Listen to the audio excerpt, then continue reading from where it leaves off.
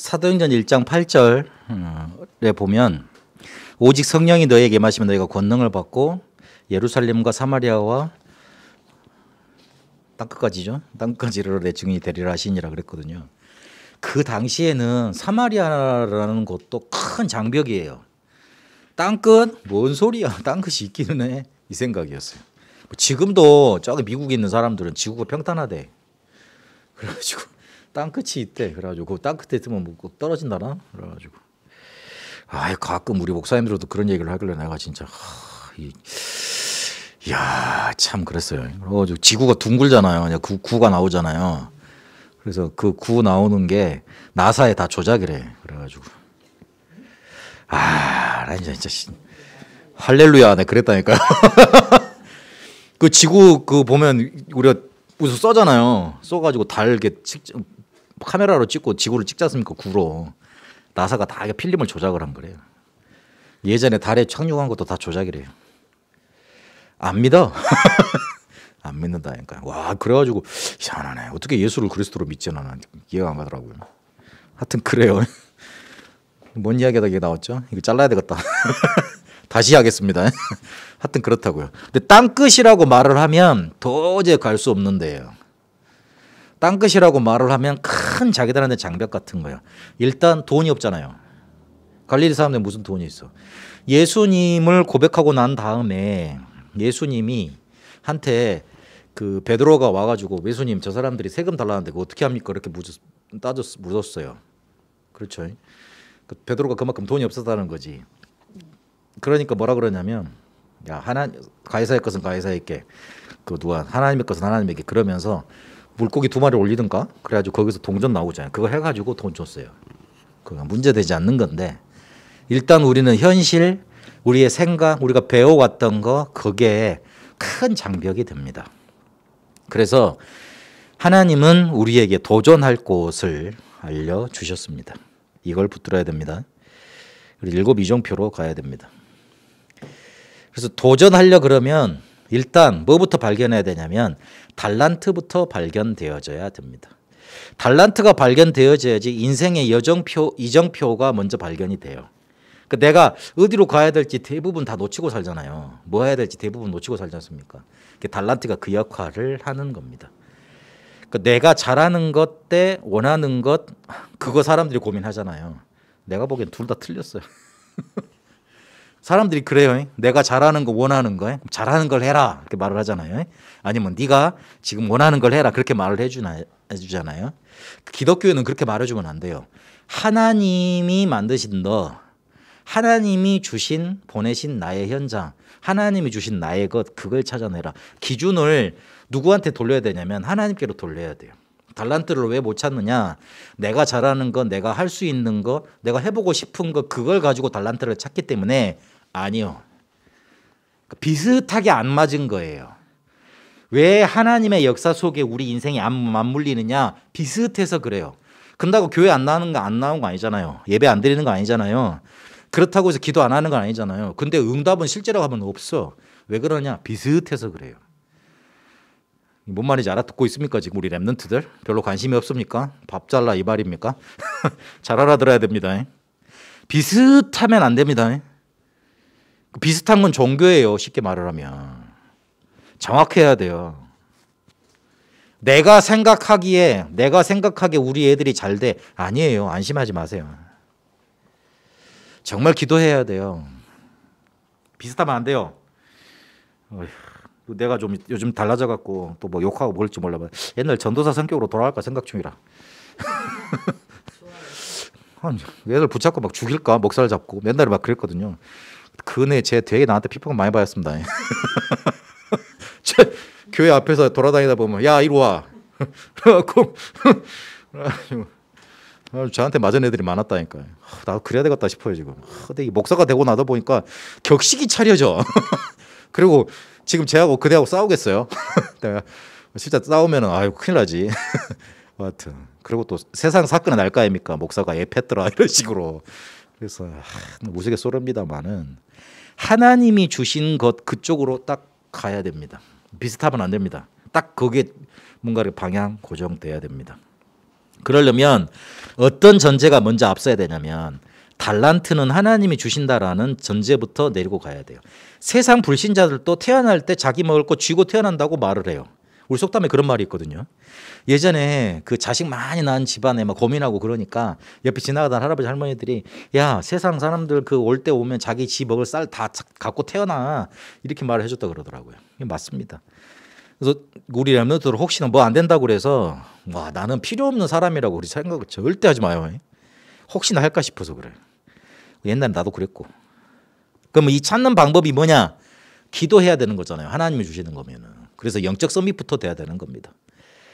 그러면 영적 서밋이 되는 방법, 실제로 내 삶에 이 영적 서밋을 찾아가는 방법을 7가지로 유 목사님 말했습니다. 책을 읽어라. 거기서 답을 내라. 위인 얘기를 들어라. 거기서 그리스도로 답을 내라. 문화 알아야 된다. 세절기가 그래서 중요한 거다. 그리고 예배와 기도로 모든 답을 내라. 그러면 오직 달란트가 오고 유일성의 전문성이 오고 재창조의 현장성이 나타나게 된다. 영적 서밋 된다 그러니까 또 앉아가지고 막 기도만 열심히 하라 됐다 그런 말이 아닙니다. 이 목사님이 성령 인도를 말을 할 때 성경의 규례를 말을 할 때 보면 굉장히 뭔가 내용이 풍부하고 내용이 많아요. 보면 뭔가 한 단계 한 단계 따라가다 보면 아 저리 될 수밖에 없겠네 그런 내용들을 많이 주시잖아요. 그래서 무턱대고 영적인 서밋이 된다 그러니까 기도 분명히 해야 되지만 그 기도를 과연 뭘 하면서 해야 될까? 구체적인 내용이에요. 그래서 그 부분을 놓치지 마시라. 이러면 뭐가 나오느냐?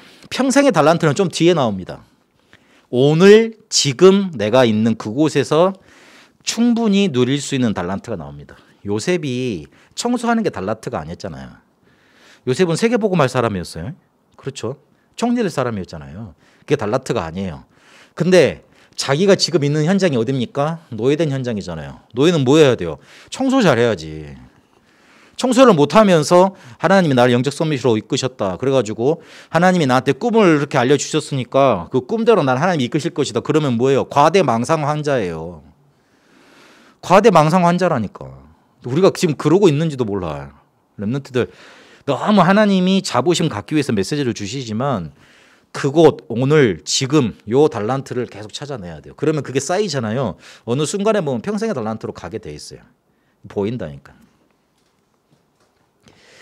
이 달란트를 발견하고 난 다음에 뭐 해야 되느냐? 절대망대를 세워야 됩니다. 쉽게 말해서 절대망대를 왜 세워야 되느냐?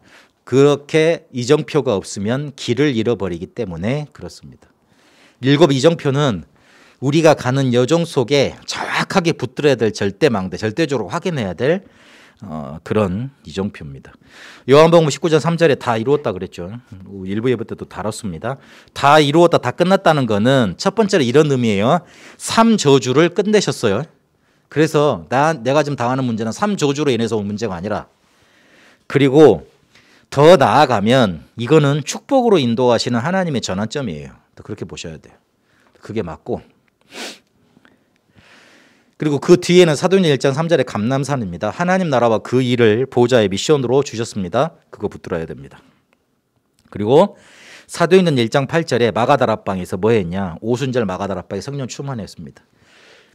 우리가 보호자의 미션 난 이걸 할 거다 딱 붙잡아도 할 수 있는 힘이 없잖아요. 그렇죠. 이룰 수 있는 힘이 없어요. 그래서 성령 충만하게 하셔서 받게 하셔서 하나님이 이끌어 가셨습니다. 이게 중요합니다. 뭔 일 하기 전에 이거예요. 그 우리 렘넌트 중에 고시 준비하는 친구들도 있을 건데 굉장히 성령 충만 이 부분 놓고 기도해야 돼요. 피말리는 싸움이 될 거라. 피말리는 싸움이라니까. 뭐 이거 해가지고 되겠나 싶은 그런 뭐 하루에도 뭐 수백 번 천국과 지옥 왔다 갔다 할 겁니다. 쉽게 말하면 딱 영적으로 힘 빠지기 좋은 위치로 가는 거예요. 근데 하나님의 성령으로 충만하면 하나님이 나를 이끌어 가시는 거예요. 그래서 그걸 보시라. 네 번째 사도행전 11장 19절입니다. 안디옥 교회지요. 안디옥 교회가 지금까지 하지 못했던 새로운 시작을 했던 겁니다. 지금까지는 거의 다 누구를 전도했습니까? 유대인들이 신앙생활 잘하도록 그렇게 모든 초점이 맞춰지셨어요.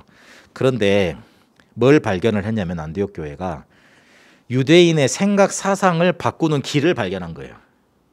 아, 이방인한테도 가야 되는 거구나. 그 예수님이 말씀하셨지 않니? 그걸 발견한 거예요. 그래서 어디를 가든지 지금까지 흘러내려왔던 길 말고 하나님이 이끄시는 새로운 길을 발견해야 돼요. 그래서 사도행전 13장 1절에서 4절까지 보니까 아시아로 가게 됩니다. 이건 어떤 거죠? 세계 복음화를 본격화하는 길을 찾은 겁니다. 그 길을 갈 수 있는 딱 이정표를 찾은 거예요. 그래서 그거를 만들어 내갔습니다. 그래서 성령인들을 완벽하게 받았죠. 그리고 여섯 번째 이정표는 마게도냐에서 전환점을 맞습니다. 인간 중심 문화의 최고범과 끝판왕이 어디에 있었습니까? 헬레니즘이죠. 아테네에서 출발을 했잖아요. 그렇죠. 거기에서 철학이 출발을 했죠. 그렇잖아요. 그걸 깨트리고 가야 될 거 아닙니까? 근데 인간 중심, 인간을 자꾸 섬기니까 뭘로 가게 됩니까? 우상 숭배로 가잖아요. 그러니까 하나님을 완전 거부하는 철학과 그리고 하나님을 완전 섬기지 않은 우상 문화가 가장 꽃을 피웠던 곳이 어디냐? 마게도냐 지역이었어요. 그러니 우상 숭배하면서 문제 가진 사람들이 많았죠. 그걸 치유하고 하는 일들이 바울을 통해서 일어났지 않습니까? 하나님을 반대하는 헬레니즘과 우상을 꺾는 그 흐름의 길을 전환점으로 바울 팀에게 허락하신 겁니다. 그리고 사도행전 19장 21절 23장 11절 20장 14절 로마 정복하는 이정표를 하나님이 허락하십니다. 정치 경제 살리지 않고는 세계 복음화, 세계 변화 일어나지 않습니다. 한참 이 복음 운동이 본격화될 때 정치 경제의 핵심 요원 키벤바 일어나야 된다고 메시지를 많이 주셨어요. 그게 지금 로마라는 메시지로 구체화가 됐죠. 정치 경제 살리지 않고서는 그러니까 마게도냐에서는 우리의 생활 속에 파고든 문화를 뒤집어 엎었다면 일곱 번째 로마에서는 정치와 경제를 실제로 살려내는 그것이 잘 모이는 로마 거기를 살려냈던 겁니다. 그래서 237과 5천 종족을 완전히 살려낼 수 있는 길을 찾아냈습니다. 우리 랩런트들 이 절대망대 세우고 길 잃어버리지 않도록 300% 준비해서 가세요. 왜 이런 준비를 해야 되느냐? 정승재 선생님인가? 그 사람이 인터넷 강의 나와가지고 이런 말을 하대. 자기가 열심히 준비하면 두렵지가 않대. 준비를 안 하고 가니까 잘 모르니까 두려운 거래. 그 말을 하더라고요. 참 별거 없는 사람 같은데 별거 있지 그렇게 말하더라고요. 그래서 아유 대단한 사람이네. 그 수학 강사인데 굉장히 인생에 철학이 많아. 그래서 아이 그렇구나 생각을 했는데 300% 준비하지 못하면 세상 나가면 두려워집니다. 그리고 세상이 우습게 보이거나 부러워집니다. 근데 세상 두려워 마세요. 자꾸 속이는 거예요. 그리고 우습게 볼 일도 아니라 왜냐하면 사단이라는 존재가 조직을 가지고 세상을 확 장악하고 있어요. 거기 당한다니까 우습게 보면. 영적인 문제 확 걸려들어 버립니다. 그래서 우습게 볼 일이 아닙니다. 그리고 부러워도 마세요. 왜냐하면 시달리는 사람 천지라. 되게 똑똑한 사람들 잘 사는 사람들 우리하고 문제가 고치 한쪽으로 다를 것 같죠. 우리는 내일 뭘 먹지? 오늘 점심 또 뭐 먹지? 왜 또 배달이 늦게 와? 이런 고민하는 것 같죠. 우리만 그런 것 같죠. 그렇지 않아요. 저기 고위 광직자들 그다음에 뭐 재벌들 이런 사람들 보면요. 그 사이즈 단위만 크지 자기를 또 먹을 거 고민하고 그래요. 별 다른 게 없다니까. 그 사람들이 100끼를 먹습니까? 하루에 3끼 먹는데 우리도 3끼 먹잖아요. 그렇잖아요. 그래서 나에 대한 내용, 실력 100%, 현장의 흐름을 바라보는 필요한 걸 바라보는 눈 100%, 시스템, 요거를 지속할 수 있는 힘, 그리고 응답이 올 수밖에 없는 시스템 100% 이렇게 찾아내 가야 됩니다. 그러니까 또 너무 단편적인 것만 보지 말고 이거 다 안 헤어지니까 단편적인 거 보지만 말고 좀 입체적으로 준비를 하라고.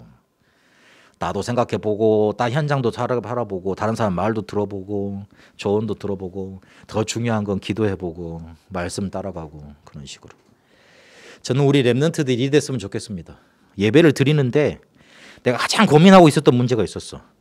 와보니까 아이고 성경 구절 하나 딱 펼쳤는데 거기서 답이 나오기 시작해. 와 설교 들으니까 이거 완전 완벽하네. 내가 어떻게 해야 될지 구체적으로 뭔가가 쫙 보여. 그렇게 되길 바랍니다. 그러면요 어디 가서도 승리합니다.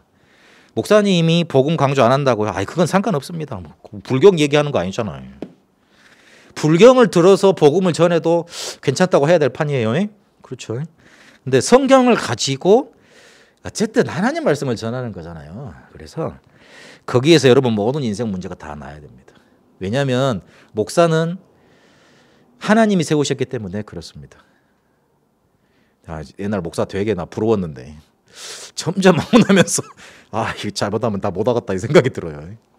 되게 존경받는 직업인 줄 알았거든요. 근데 와, 나 지금 목회 한 20 몇 년 하고 있는 건데 와, 이거 보통 일이 아니라 자식을 따지고 보면 그래요. 근데 가면 갈수록 생각되어지는 게 하나님이 목사님을 세우신 거예요. 강단에 세우셔서 그걸 강조하게 하시는 거예요. 자꾸 말을 전하게 하시는 거예요. 그러면 저를 보거나 그다음에 제 말을 들어버리면 가끔 뭐 틀린 소식도 여러분한테 말하고 뭐 틀린 지식도 여러분한테 말하는데 그걸 다 믿어버리면 어떡합니까? 하나님이 목사님을 세워서 나한테 말씀 주신다는 거 하나님 믿어야 됩니다. 그래서 나는 목사님 설교가 어떻다 이렇게 말하는 사람 보면 아 옛날에 내구나 이 생각이 들어. 나도 옛날에 그랬거든요. 목사님이 좀 설교를 논리 있게 말하고 말도 재밌게 잘하고 좀 그래야지 말이야.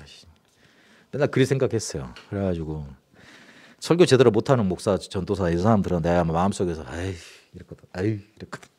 근데 결국 벌은 누가 받아요? 내가 받더라고. 그 하나님이 그러시는 것 같대. 내가 세운 내가 파송한 주의 종을 네가 무시한다 이거지. 그러면 나를 무시하는 거지. 이러면서 막 쿡 찍어 내리시는 것 같더라고. 그래서 하나님 잘못했습니다. 그러고 나서 뭐가 제일 살아났냐? 예배가 살아났어요. 수만 명이 모이는 곳에서 받을 수 없는 은혜를 하나님은 내가 있는 이 자리에서 허락하십니다. 하나님 살아계시기 때문에 하나님이 나를 이곳으로 인도하셨기 때문에 하나님의 위로를 받으시고 하나님이 주신 것 가지고 달란트 발견하고 절대망대 세우고 300% 준비해 가게 되시길 바랍니다. 이제는 우리 주 예수 그리스도의 은혜와 하나님의 살아계심과 성령님의 역사 인도하심이 달란트를 발견해 하나님이 이끄시는 절대망대 세워가며 이정표 찾아갈 우리 랩런트들 위해 이제 영원토록 항상 함께 계실지어다. 아멘.